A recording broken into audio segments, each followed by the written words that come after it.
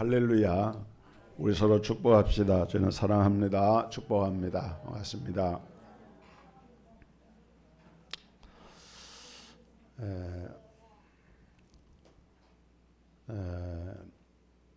이 진화론이라고 하는 이 허구의 이론이 근 약 200년 동안 19세기 이후 20세기, 21세기에 걸쳐서 약 200년 동안 우리 현대인들의 의식 구조에 아주 큰 영향을 미치고 있습니다. 성경은 사람의 생명체를 비롯해서 모든 생명체를 하나님의 말씀으로 창조하셨다, 이렇게 선포를 하죠. 그러나 진화론자들은 이런 하나님의 창조를 선포하는 성경 말씀을 받아들이지 않고 이런 생명체는 진화의 과정을 통해서 아메바와 같은 단세포 동물이 보다 다세포 동물로 진화하고 그 다세포 동물이 하등 동물에서 또는 고등 동물로 이게 진화하고 결국 사람도 그런 진화의 산물이다, 이렇게 얘기를 하는 거예요. 그러나 이런 진화론은 이제 이미 이론적으로 학문적으로는 허구다, 이것은 잘못된 이론이다 하는 것이 다 밝혀졌습니다. 그럼에도 불구하고 사람들은 아직도 진화론을 맹신을 하고 마치 그것이 진리인 것처럼 그렇게 말하는 그런 사람들이 많이 있는데, 그것은 잘못된 것이죠. 왜 진화론이 잘못됐는가 하면은 하나만 보면 알 수가 있어요. 진화론에 의해서는 이 생명의 중간체라고 하는 것이 없어요. 예를 들어서 박쥐하고 쥐가 있잖아요. 그는 박쥐하고 쥐의 중간 형태가 있어야 되는데 박쥐는 처음부터 박쥐고 쥐는 그냥 쥐인 거예요. 또 사람을 이렇게 원숭이 같은 유인원이 진화해 가지고 사람이 되었다, 이렇게 얘기를 하는데, 여러분 사람의 몸을 이루는 그 단백질 요소를 DNA라고 하는데, 그런 생명 인자를 DNA라고 하는데, 이 DNA를 학자들이 분석을 해보니까 침팬지나 고릴라나 원숭이의 그 DNA가 인간과 유사성이 인간과 개의 유사성보다 훨씬 더 멀다는 거예요. 그러니까 사람은 이러한 진화의 산물이 아니고 처음부터 하나님이 어떻게 했어요? 하나님의 형상대로 하나님이 지신 거예요. 모든 생명체를 그 종대로, 과목대로, 모든 생명체, 식물이건 동물이건 하나님이 그렇게 지신 것입니다. 어떤 진화론자가 30년 동안 자기 학설에 매여 있다가 하나님께로 돌아왔는데, 이 사람이 후에 저술한 책에서 이런 얘기를 했습니다. 그가 진화론을 주장할 때는 동물원에 가서 원숭이를 이렇게 볼 때마다 저 원숭이가 어쩌면 우리의 조상일지도 몰라, 이렇게 생각을 하면서 보니까 마음이 굉장히 불편한 거예요. 그렇잖아요. 사람이 얼마나 존귀한 존재인데 원숭이를 보면서 그것을 자기의 조상이라고 생각을 진화론에 의하면 그렇게 얘기를 해야 맞다, 그 말이죠. 그런데 이 사람이 하나님을 믿은 후로는 사람은 엄연히 이런 동물과 구별되고 다르고, 오히려 사람은 이런 동물들을 다스리라, 생육하고 번성하고 땅에 충만하고 이 모든 것들을 다스리라 하는 이 성경의 말씀을 통해서 깨닫고 보니까 하나님의 형상으로 지음을 받은 그 자기를 이렇게 깨닫고 보니까 동물들을 바라볼 때 그 동물들이 얼마나 귀엽고 사랑스러운, 혐오스러운 것이 아니라 그런 것을 깨닫게 되었노라고 고백을 했다는 것입니다. 여러분, 나라고 하는 존재가 누구인가? 나의 나됨이라고 하는 것은 어디서 오는 것인가? 좀 철학적인 질문이 되겠습니다만은 또 우리가 그런 걸 또 좀 생각해 볼 필요가 있거든요. 인간이 무엇인가라고 하는 물음에 대한 답이 인생관입니다. 또 그걸 세계관이라고 말할 수도 있어요. 그 인생관, 나라고 하는 존재에 대해서 나는 어떤 존재인가라고 묻고 거기에 답을 하는 것이 그 인생을 바라보는 관점이거든요. 또 그 인생을 바라보는 관점이 세계를 바라보는 관점이 되는 겁니다. 그러니까 자기를 바라보는, 자기가 소우주이기 때문에 자기를 바라보는 자기 인생관이 그게 점차 커지면은 그 세계관이 되어지고 우주관이 되어지는 겁니다. 오늘 내가 바로 작은 하나의 세계요, 작은 우주이기 때문에 사람은 이웃을 볼 때도 자기만큼 본다 그래요. 그래서 남을 학대하는 사람은 그는 자기를 학대를 하는 사람이에요. 남을 미워하는 사람은 다른 사람을 미워하는 사람입니다. 남에게 성경은 자기를 믿지 못하는 사람은 다른 사람도 믿지를 못하는 거예요. 그래서 성경은 이웃 사랑하기를 내 몸과 같이 하라 이렇게 말씀을 하고 있는데 그 말은 무슨 말인가 하면은 자기 몸 이상으로는 사랑할 수 없다는 거예요. 내가 나를 사랑하는 것 이상으로는 더 이상 사랑할 수가 없다. 그러니까 내가 누구인가를 바로 인식하는 것이 굉장히 중요한 것입니다. 그래서 흔히 그런 얘기를 합니다. 사람에게 중요한 것이 세 가지 M이 있다. 영어의 M. 그 첫째는 marriage, 나의 배우자, 결혼의 배우자를 내가 선택하는 것. 두 번째는 my mission, 내가 한 세상을 살아가면서 무엇을 하면서 살 것인가, 나의 사명이 무엇인가를 깨닫는 것. 세 번째는 my master, 나의 주인이란 말이죠. 내 인생에 있어서 나는 누구를 내 인생의 삶의 주인으로 모시고 사는가. 여러분, 내가 누구냐 하는 대답은 내가 누구를 주로 섬기느냐에 달려 있습니다. 내 주인은 나 자신의 자신됨을 결정해주고 내 생의 목적이나 나의 가치를 결정해 줍니다. 아무리 그 사람이 재주가 많고 능력이 있고 대단히 뛰어난 사람이라 할지라도 그가 세상을 살아가는 목적이 저속하고 너저는 사람이 되고 그러면은 그냥 그 사람이 가지고 있는 그 가치대로 그 사람은 그냥 속물로 살아갈 수밖에 없는 거예요.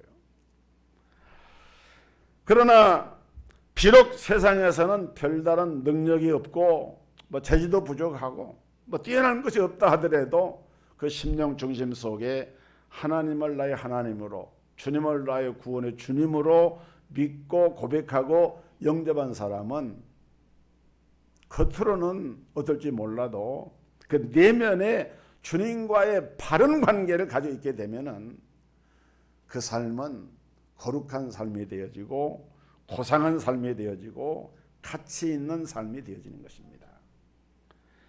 여러분, 오늘 본문에서 예수님은 제자들에게 사람들이 나를 누구라 하느냐 이렇게 물으신 다음에 너희들은 나를 누구라 하느냐 이렇게 물으셨어요. 이 질문을 언뜻 보면은 예수님께서는 예수님 대심에 대해서 묻고 계신 것 같지만은 사실은 이것을 좀 더 우리가 깊이 있게 들여다놓고 보면은 그런 의미가 아니에요. 여러분, 너희는 나를 누구라고 고백하느냐? 너희들은 누구냐? 이렇게 묻지 않으시고 너희는 나를 누구라고 고백을 하느냐? 이렇게 묻으셨단 말이에요. 여러분, 그리스도를 누구라고 고백하는 그 고백 속에 내 존재가 있고 나의 나됨이 있는 거예요. 천상천하 유아독존이라는 말이 있습니다. 하늘 아래 땅 위에 나만이 홀로 있다. 옛날 유명한 말인데 사실은 이런 말이야말로 정말 무식한 말이고 하나님과의 관계성을 부정하는 말이죠. 하늘에서나 땅에서나 나 하나밖에 없다. 이 말의 결론은 인간 무상입니다. 그리고 결국은 험으로 돌아가는 거예요. 그런데 현대 철학이 추구하는 모든 가치들은 이런 거예요. 결국은 허무한 것으로 귀결이 됩니다. 그러면 사람이 사람됨을 아는 길은 어디 있느냐? 그것은 하나님을 바로 아는 데 있다 하는 거예요. 여러분, 하나님을 하나님으로 바로 알게 될 때 나는 뭐가 됩니까? 하나님의 피조물이 됩니다. 하나님을 고백하는 순간에 내가 하나님의 형상대로 지음을 받은 아주 소중한 존재라고 하는 것을 알게 되는 거예요. 우리가 흔히 아이들에게, 이렇게 크는 아이들에게 철이 났다, 제 아이는 철이 들었어, 이런 말 하잖아요. 그 말의 의미가 뭘까요? 어린 아이들이 자랄 때 보면은 모든 게 다 자기 겁니다. 좋은 거, 먹을 거 있으면 다 내 거야, 내 거야. 그런데 조금 아이가 나이가 들어가면서 철이 들면 어떻게 됩니까? 엄마에게, 아빠에게 줄 알아요. 이거 엄마 드세요. 갖다 드립니다. 엄마가 다 해준 것이고 아빠가 다 해준 것이지만은 그걸 받는 엄마나 아빠의 마음은 아이, 우리 아무개가 이제 철이 좀 들었네, 이런 얘기를 한단 말이에요. 여러분, 우리가 나라고 하는 존재가 혼자 있는 것이 아니라 나에게는 엄마가 있고 아빠가 있어서 그래서 내가 있다라고 하는 것을 어렴풋이 깨닫게 되는 순간부터 아이가 행동이 달라지고 의식이 달라지고 행동이 달라지는 것처럼 하나님의 존재에 대해서 바로 이러한 자기와의 관계 속에서 하나님을 바라보게 되면은 그 사람의 삶이 달라지는 거예요. 요즘 하나님을 모르는 사람들이, 하나님을 부정하는 사람들이 인도주의를 부르짖고 있습니다. 인도주의. 휴머니즘, 좋은 말이죠. 사람을 사람답게 한다는 그런 사상 아닙니까? 그러나 하나님을 모르는 사람들이 인도주의를 운운한다. 그건 사실은 새빨간 거짓말인 거예요. 여러분, 지금 성소수자에 대한 인권 보호라 해가지고 그런 법이 입법화가 돼가지고 지금도 국회에 계류 중인 것으로 알고 있습니다. 그리고 지금도 우리 사회 각층에서 동성애자, 소위 퀴어 축제를 하는 이런 사람들을 정치인들이, 국회의원들이 옹호하고 지지하고 거기 가서 발언하고, 왜냐하면 그렇게 해야 표를 얻으니까. 이 국회의원은 의식이 앞서 있어, 이 정치인은 우리보다 생각이 앞서 있어, 그렇게 돼야지. 사회가 소수자를 보호하고 소수자를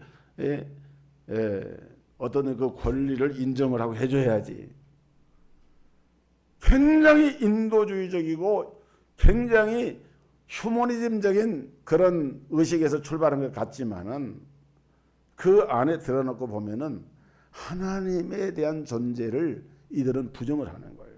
성경은 명백하게 이런 잘못된 성에 대해서, 성문화에 대해서 그것을 죄악으로 규정을 하고 있고, 하나님의 거룩한 백성들이 어떻게 살아야 할지에 대한 그런 답을 성경은 분명하게 주고 있는데, 여러분, 남자와 남자가 결혼을 해서 어떻게 하겠다는 거예요? 여자와 여자끼리 결혼해가지고 어떻게 하겠다는 거예요?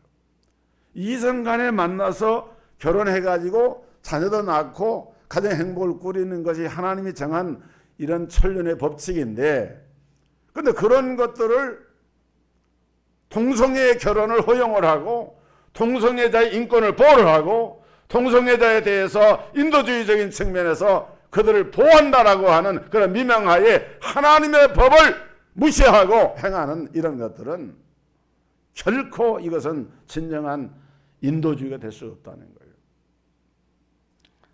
여러분, 진화론 학자인 토마스 헉슬레이는 인간의 사랑까지도 생식 본능의 발로다. 동물이 사람이 되었다고 믿는 진화론자들은 단순히 사랑이 고상한 그런 감성이나 그런 마음들도 단순히 하나의 동물적인 색욕에 근거한 것으로만 규정을 함으로써 보다 더 그 안에 들어있는 깊고 또 다양한 그런 영적 세계에 대한 것들을 그냥 지나치고 있는 거예요. 얼마나 무서운 사상인지 모릅니다. 그렇기 때문에 신본주의가 없이 인본주의를 말하는 것은 이건 잘못된 것이다. 여러분, 하나님을 하나님으로 고백할 때에 사람된 존재가 인정이 되는 것입니다. 히브리 격언에 그런 말이 있어요. 아내들이여 남편을 임금님처럼 높여라. 그리하면 남편은 당신을 왕후처럼 사랑하리라. 반대로 남편을 종처럼 부리려고 하면 남편은 당신에 대해서 폭군이 되리라. 그렇잖아요. 자기 남편을 왕으로 대접을 하면 그 사람이 왕후의 대접을 받는 거예요. 근데 자기 남편을 종으로 이렇게 대접을 하는 아내가 있다고 하면은 그 아내가 남편으로부터 존중을 받고 사랑을 받을 수 있겠습니까? 오늘 우리는 하나님을 아버지로 창조주로 믿고 고백한 후에라야 비로소 우리 인간이 인간 되어짐을 우리는 분명히 알아야 합니다. 특별히 우리는 예수님을 우리의 구원의 주님으로 고백하면서 십자가를 바라봅니다. 예수님을 구원의 주님으로 바라보면서 마태복음에 보면 1장 11절에 아들을 낳으리니 이름을 예수라 하라. 이는 그가 자기 백성을 저희 죄에서 구원할 자이십니다.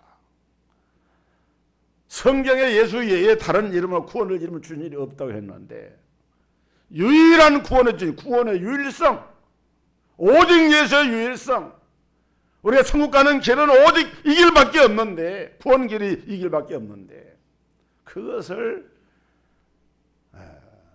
위해서 우리 하나님은 우리에게 당신의 독생자인 예수 그리스도를 십자가에 피를 흘리고 죽음에 이르도록 그렇게 그 아들을 내어주신 것이 우리 하나님 아버지의 사랑입니다. 그렇게 이 사실을 깨닫게 되면요, 우리가 무엇을 알게 됩니까? 나라고 하는 존재가 얼마나 하나님 앞에 소중한 존재인가, 값이 있는 존재인가. 나라고 하는 사람은 보통 사람이 아닌 거예요. 하나님 앞에서 볼 때. 그렇잖아요.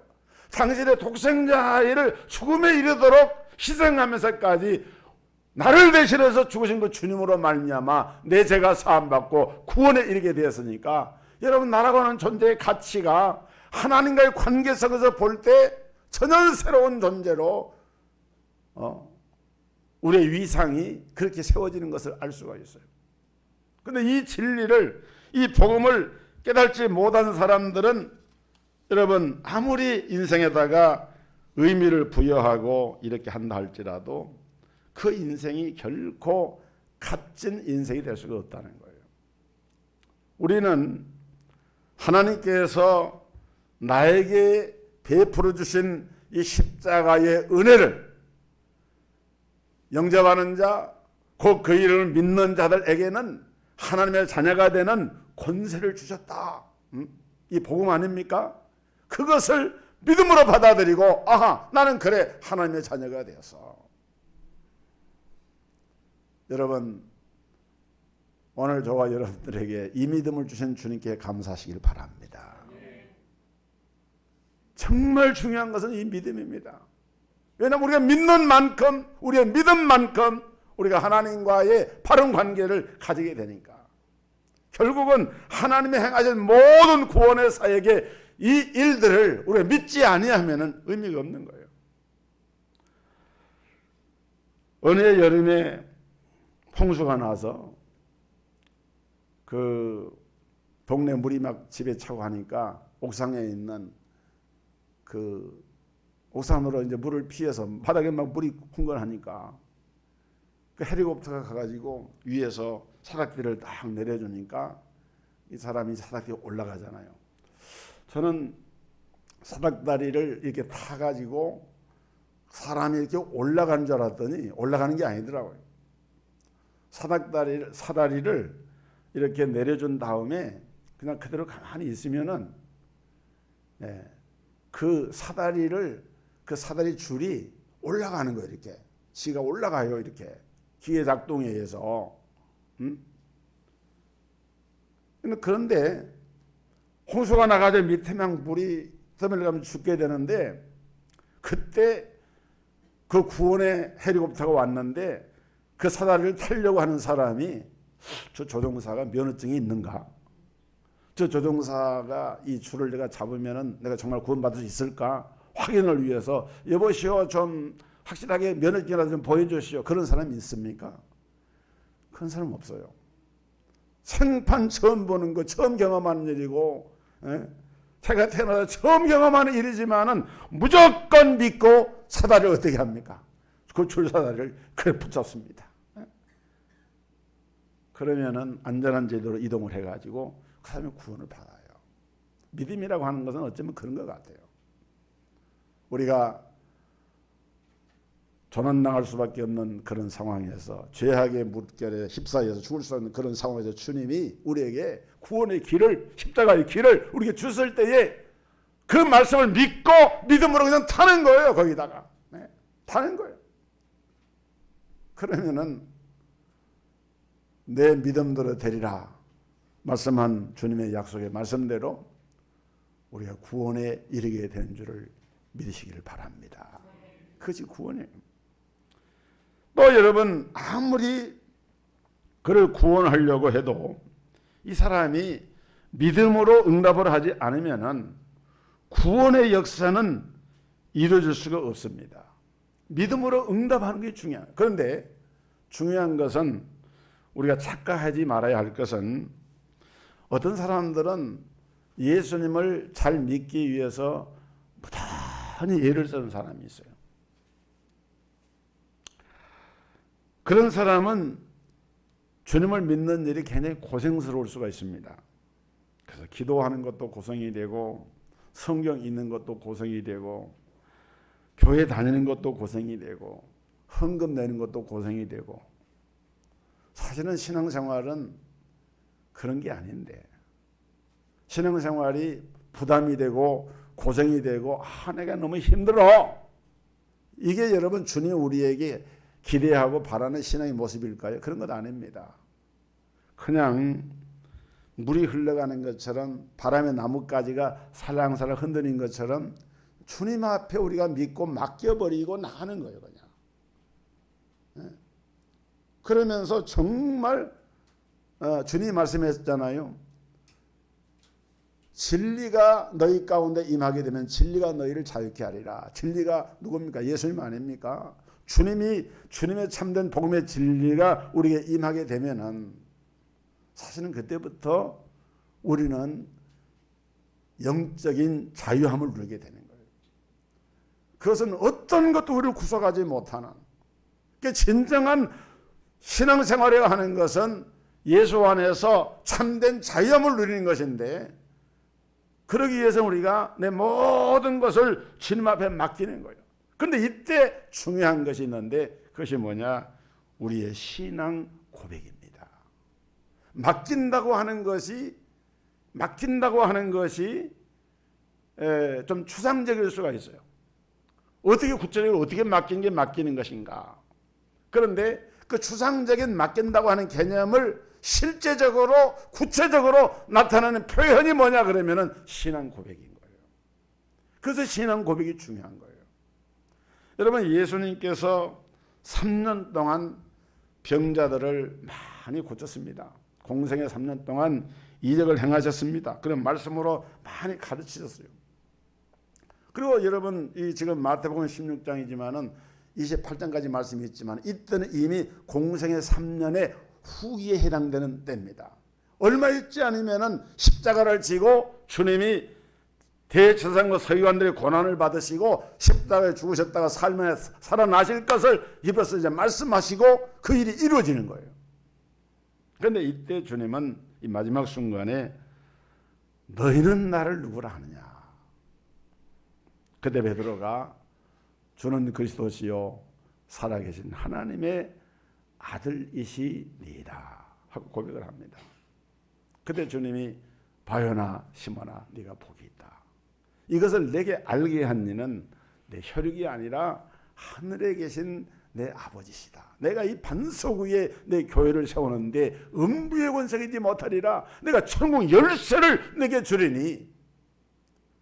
그래서 베드로는 이 신앙 고백을 통해서 주님 앞에 인정을 받게 되었고 그 신앙 고백 때문에 베드로는 중간에 예수를 모른다고 부인도 하고 실수도 했지만은 결국은 그 신앙 고백 때문에 요한복음 1장에 보면 다시 오셔가지고 네가 나를 사랑하느냐 내 양을 먹이라 내 양을 치라 하면서 주님으로부터 새롭게 세워지는 이런 역사가 일어나게 되는데 그런 모든 그 하나님의 구원의 역사의 배경의 그 기초가 무엇인가 하면은 이 베드로의 신앙 고백이었던 거예요.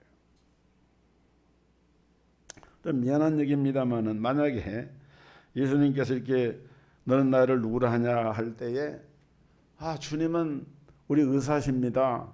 주님은 마술사입니다.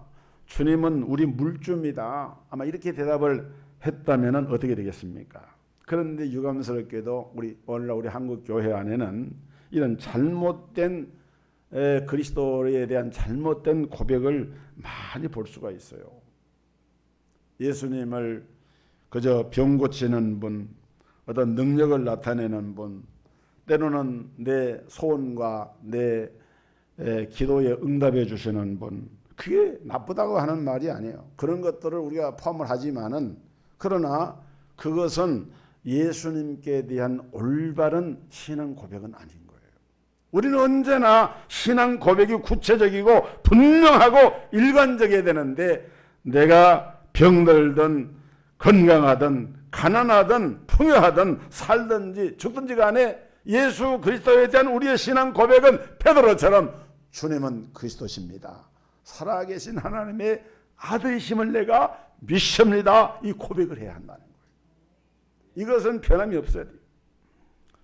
여러분 요한복음 1장 14절에 말씀이 육신이 되어 우리 가운데 거하심에 우리가 그 영광을 보니 아버지의 독생자의 영광이요 은혜와 진리가 충만하더라.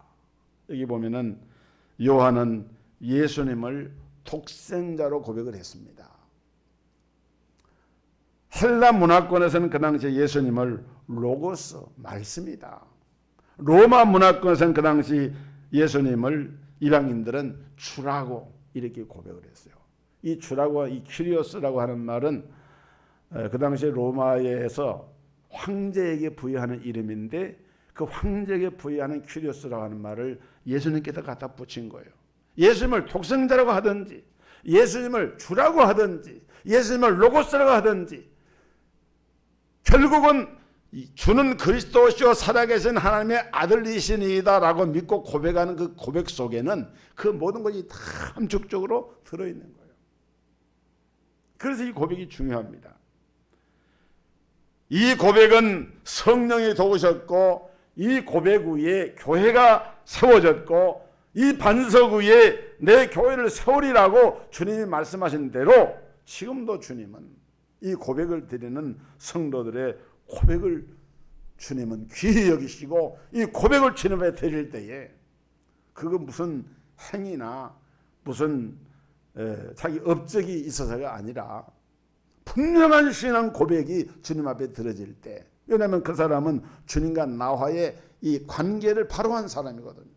그리스도 예수 안에서 주를 그리스도로 고백하는 사람들은 그리스도의 통치에서 왕 되신 그리스도, 제사장 되신 그리스도, 참된 선자 되신 그리스도를 통하여서 천국 가는 길이 열려졌습니다. 흑암 권세를 이기는 권세가 주어졌습니다. 하나님 나라의 천국이 이미 저들에게 확보가 되어진 그러한 은혜가 임했기 때문에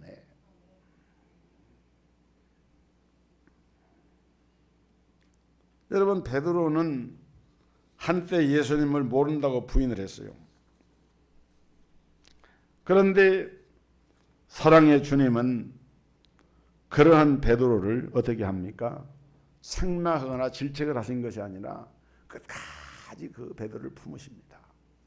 우리가 신앙 고백을 했다고 해서 우리가 완전하다 그 말이 아니에요.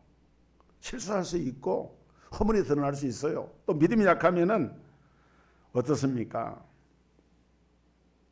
그래서 사람들은 신앙생활 하면서도 자꾸 위축이 됩니다. 그래서 스스로 내가 이렇게 믿어도 될까?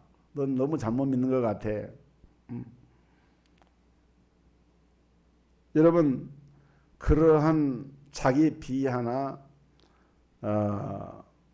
이러한 그 자책감에 빠져서 그리스도께서 행하신 이 구원의 은혜를 스스로 제한하고 내 마음으로 문을 닫고 이런 것은 결코 우리 하나님이 기뻐하는 일이 아닙니다. 너무 자책을 하지 마세요. 너무 하나님 앞에 인생하다 내가 이렇게 해도 되겠나 그러면서 자기 자신에 대해서 이런 비하의 감정을 가지고 그럴 필요가 없는 거예요. 왜? 그냥 하나님께 맡기면 돼요. 하나님, 나는 내 있는 이대로 주님 앞에 나갑니다. 너무 지나치게 막 그냥 자기를 막 이렇게 그런 사람이 있잖아요. 자기의 어떤 그 허물이나 부족한 것을 견뎌내지 못하는 사람들이 있어요. 그럴 필요 없어요. 우린 처음부터 불안한 존재였고 예수를 믿고 난 후에도 역시 불완전한 거예요. 천국에 가서 하나님의 서는 그날까지 불완전한 그 존재로 가는 거예요. 다만 주님이 그리스도 예수 안에서 그리스도 예수 안에 있는 하나님의 의를 우리에게 덧입혀서 우리에게 의롭다고 간주해 주시는 거예요. 그래서 우리가 주님에 서는 거예요. 오늘 그렇기 때문에 우리는 주님을 섬기는 사람으로서 나는 정말 특별한 사랑을 받고 있는 존재다. 여러분, 그것을 꼭 확신하시기를 바랍니다. 그것을 가지세요. 저는 그 사도행전에 스데반의 순교하는 장면을 기록한 걸 보면서 그런 생각을 해봅니다. 스데반이 순교를 당할 때 막 그 유대인들이 돌을 들어서 막 쳤잖아. 스데반이 설교를 하니까 예수 믿는 증거를 하니까 분노한 군중들이 막 돌을 쳤는데 성경에 보니까 스데반이 그 돌에 맞아서 죽어가면서도 얼굴이 해같이 빛났다고 그랬어요. 그러니까 얼굴이 찡그러지고 막 고통스러워서 어쩔 수 없이 막 그런 게 아니고, 여러분 그러면 한번 우리가 생각해 봅니다. 그 스데반이 돌에 맞을 때 아팠을까요? 안 아팠을까요?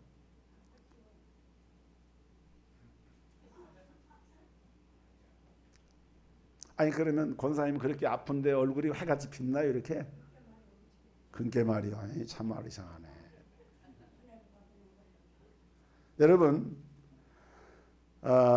스데반이 그 우리 몸에는 그 도파민이라고 하는 그 이런 특별한 물질이 있는데요. 어떤 영적인 환상에 이렇게 사로잡히면은 육체적인 심한 고통들을 초월하는 이런 항체가 이게 나타나 가지고 고통을 인지하지 못한다면 의학적으로 그런다는 거예요. 그러니까 아무리 예적으로 볼 때는 돌에 맞아서 막 죽어가는 고통이 임하지만은 지금 주님이 하나님보다 우편이신 주님이 의자에서 성경에 나왔잖아요. 주께서 일어나셔가지고 스데반을 향해서 사랑하는 내 종아 하면서 막 이렇게 하는 그 장면을 보니까 스데반이 고통을 잊어버린 거예요. 고통 속에 있었다고 하면은 얼굴에 해가 빛날 수가 없는 거예요.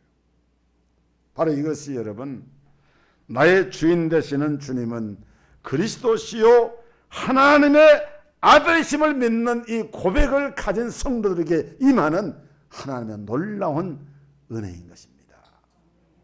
이 복을 우리 모든 성도들이 누리시기를 주의 이름으로 축복합니다.